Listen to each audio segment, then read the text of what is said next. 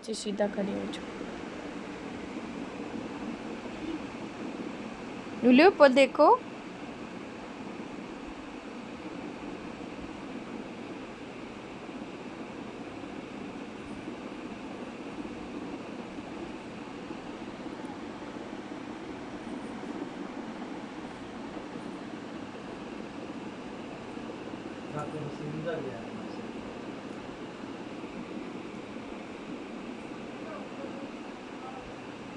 नूरे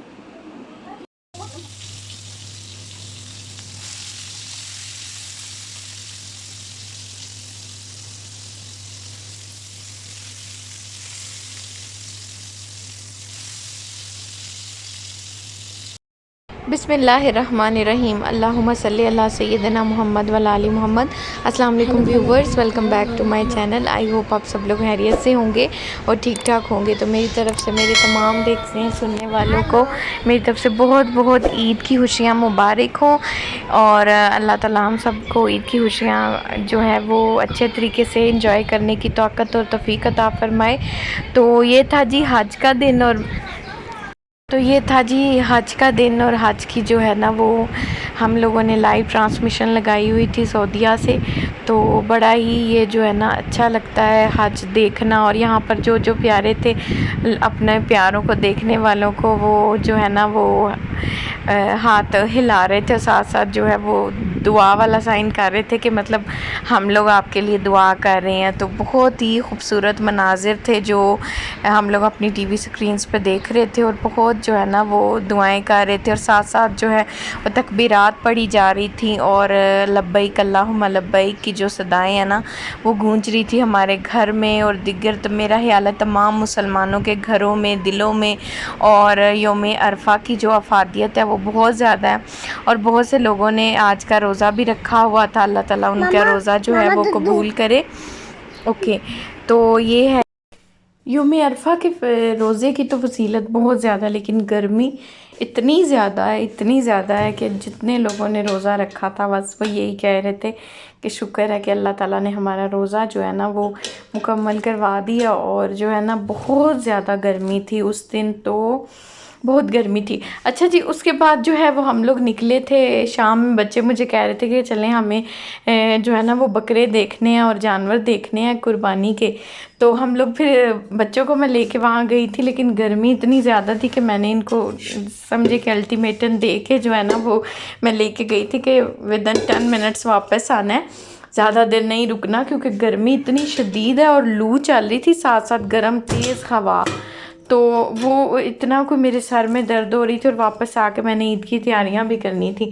फिर हम लोगों ने देखे जी कुछ नेबर्स के बकरे और माशाल्लाह बड़े खूबसूरत बकरे थे, वो देखे। और साथ साथ ये है कि जहाँ हम लोगों ने भी कुर्बानी के लिए पार्टिसिपेट किया हुआ था वहीं पर जो है ना वो सब लोगों ने इसी तरह से सब ने कंट्रीब्यूशन करके इज्तिमाई कुर्बानी जिसे कहा जाता है वो किया था। वो एक ही जो है ना जगह वहाँ पर तकरीबन 10 जो है ना 10 के करीब जो है ना वो थे बैल थे। तो वो जो है हम लोगों ने देखे, लेकिन बच्चे उनसे तो बहुत ज़्यादा डर रहे थे कि हमने उनके करीब भी नहीं जाना। तो मैं कर रही थी वॉइस ओवर, और वॉइस ओवर करने के साथ साथ मैं इस टाइम किचन में ही मौजूद हूँ और मैं जो है ना साथ साथ ये दूध को बॉईल कर रही हूँ। और साथ में मेरे जितने भी काम होते हैं ना मेरे बच्चों के, ख़ास तौर पे जब मैं कोई अपना ख़ास काम करने लगूँ तो उनको याद आ जाते हैं अपने काम। तो मैं जो है वो नूरे के लिए दूध जो है वो बना रही थी और साथ साथ वॉइस ओवर कर रही थी। और आप देख सकते हैं कि कितने प्यारे बकरे थे और माशाल्लाह जो है ना वो बड़े खूबसूरत थे ये सारे जानवर। अल्लाह पाक इनको अपनी बारगाह इलाही में कबूल और मंजूर फरमाए। और ये बड़े ख़ास जानवर होते हैं जो कुर्बानी के लिए अल्लाह ताला ने मुख्तस किए होते हैं और ये अल्लाह के ही राह में कुर्बान होते हैं। देखा जाए तो कितने ही जानवर देखे दुनिया में आते हैं, अल्लाह उनको पैदा करते हैं, लेकिन कुछ ख़ास जानवर ये होते हैं कुर्बानी के जो पूरे साल के लिए जो है ना अल्लाह ताला ने इन्हीं को चुना होता है कि ये जो है ना वो कुर्बानी के लिए इनको डिसाइड किया होता है। तो ये थे जी वो छोटे बैल और बड़े खूबसूरत ये भी थे। और बस हम लोग दूर से डरते डरते कुछ न्यूज़ देख के कुछ वीडियोस वगैरह देख के, मेरे बच्चे तो घबराए हुए थे और करीब जाने को तैयार नहीं थे। कुछ अंधेरा बहुत था तो प्रॉपर हम इनकी वीडियोज़ नहीं बना सके। तो बस ये है कि उनका जो शौक़ था ना वो मैंने पूरा कर दिया, उनको दिखा दिया, क्योंकि सुबह अर्ली मॉर्निंग गालबन फजर के बाद ही यहाँ पर ना सॉरी फजर के बाद साथ ही थोड़ी देर बाद 6 बजे तकरीबन जो है ना वो घंटे डेढ़ के वक्फे से साथ ही जो है वो ईद की नमाज़ थी, और ईद की नमाज के फ़ौरन बाद जो है ना वो कुर्बानी शुरू हो जाती है। तो उस टाइम तो बच्चे सोए होते हैं, तो इसलिए मैंने उनको कहा चलें आज मैं आपको लाजमी जो है ना वो सारे दिखा के लाऊंगी। लेकिन इस साल का जो तनासुब था ना वो पिछले साल से तकरीबन 60% कम था। पिछले साल ऐसे लगता था कि यहाँ पर मंडी लगी हुई है, इतने जानवर थे और माशाल्लाह जानवर भी काफ़ी जो है वो तगड़े किस्म के जानवर थे। तो लेकिन ये है कि ये थोड़े से छोटे भी थे साइज़ में और प्राइसेस भी इनकी ज़्यादा थी, और साथ साथ ये है कि इनकी तादाद भी कम थी। हमारी साइड पे पिछले साल तकरीबन 14 बकरे थे, और ये जो बड़े जानवर हैं ये तो मुझे तादाद नहीं याद, बहुत ज़्यादा थे। तो फिर वापस आई, मैंने बच्चों के कपड़े प्रेस किए, और जो है ना मेरा जो ईद का ड्रेस था वो तो गुजरात ही रह गया, तो वो फिर मैंने लास्ट ईद वाला ही जो है ना वही पहन लिया। और जानू को मैंने कपड़े इस्त्री करके रखे थे, और इसके बाबा के और साथ में जो है ना नूरे के कपड़े और सारी चीज़ें मैंने इनकी रेडी करके रखी, क्योंकि ये लोग ज़ियान कह रहा था कि मैंने सुबह बाबा के साथ नमाज़ पढ़ने जाना है। लेकिन 6 बजे नमाज थी और ज़ियान को मैंने बड़ा जगाया, लेकिन वो उठा ही नहीं, और फिर वो सोया रहा। और उसके बाद मैं काफ़ी देर सुबह से जाग रही थी, क्योंकि मुझे ये पता था कि जैसे ही नमाज के बाद कुर्बानी होगी तो उसके बाद गोश्त आ जाएगा घर में, तो फिर उसकी तैयारी और उसकी डिस्ट्रीब्यूशन, क्योंकि इतनी शदीद गर्मी है कि हम लोग रिस्क नहीं ले सकते कि थोड़ी देर के लिए भी गोश्त को इस तरह से बाहर रख दें। तो बस फिर बाद में हम लोगों को पता चला कि जी हमारा जो था जानवर वो तो उसका तो 10वां नंबर था। मुझे लगा कि ये 10वां नंबर होगा, लेकिन वो 10वां जानवर था, यानी सबसे आखिरी वाला जानवर था ना, उसमें हमारा हिस्सा था। तो वो तकरीबन आया असर के टाइम, तो फिर वो जागे ही समझे कि हम लोगों की ना मेरी तो हो गई एंड। और फिर उसके बाद मैंने बच्चों को रेडी किया, और फिर एक जगह से गोश्त आया था वो मैंने पकाया। फिर नूरे की चीज़ें मैं रेडी करके रख रही थी, और जो है ना इतना प्यारा नूरे का ड्रेस जो है ना वो आप देख सकते हैं। तो मैं साथ साथ नूरे को जगा रही थी, लेकिन नूरे जो है ना वो तो हिलने का भी नाम नहीं ले रही थी, और ये दोनों बिल्कुल सो रहे थे। मुझे ये था कि मैं इनको एक दफ़ा रेडी करके फिर ख़ुद कपड़े पहनूं, ताकि फिर ये इनको नहलाते वक्त सारे मेरे भी कपड़े ख़राब हो जाएंगे।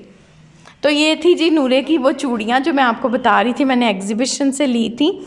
तो बड़ी प्यारी वहाँ पर चूड़ियाँ थी, मतलब हर स्टाइल में थी, मेटल की थी, स्टील की थी, स्टेनलेस स्टील की थी, उसके बाद धागे की थी, और ये ग्लिटर वाली थी, और प्लेन चूड़ियाँ भी थी जैसे कि कांच की आम चूड़ियाँ होती हैं वो।